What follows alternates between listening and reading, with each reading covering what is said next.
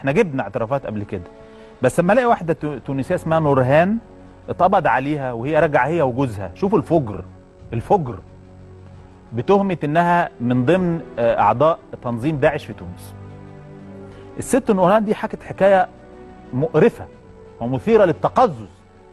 راحت هي وجوزها عشان يحاربوا مع داعش، فاستلموا جوزها وحطوه جبهه القتال حسب من وجهه نظرهم يعني، وخدوها قعدوها في مبنى مع سيدات من كل جنسيات العالم. بتقول انها قعدت في مبنى دورين في 17 سيده، بينهن مصريات وسوريات وتونسيات ومغربيات واوروبيات. وقال لك دول بقى وظيفتهم ايه؟ ان هم يمارسوا جهاد النكاح، يلبسوا ويتمكيجوا مش عارف يتجملوا علشان المجاهدين. طب ده متجوزه، قالت لهم انا متجوزه، قال لها لا ما هو جوزك صرح لنا ان انت تمارسي جهاد النكاح. والغريب انه جوزها وافق. المقرف ان جوزها وافق وبتقول ان هي قعدت 27 يوم مارس معاها الجنس 100 واحد داعشي من تنظيم داعش. 100 رجل في 27 يوم مارسوا معاها الجنس الحرام. وبعدين لما بتقول انا تعبت وقلت لجوزي انا مش قادره اكمل، فقال لها احنا هنهرب، كل ما يهربوا يمسكوهم، لغايه اما قدروا يهربوا ووصلوا للحدود التونسيه عن طريق ليبيا.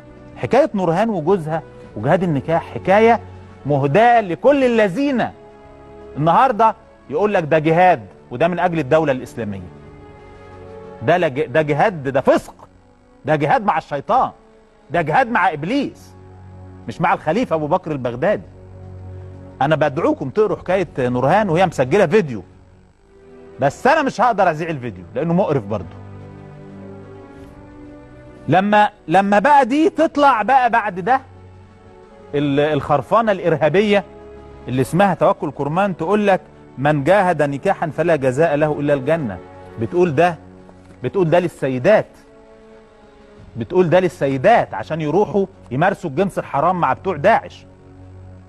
وده دور مخابراتي اسرائيلي لهذه السيده او هذه الفتاه اللي ابوها تبرأ منها اللي اسمها توكل كرمان. وانا زعت لكم فيديو لابوها داخل البرلمان اليمني ايام ما كان موجود، ايام ما كانت في دوله اسمها اليمن، وهو بيتبرأ منها.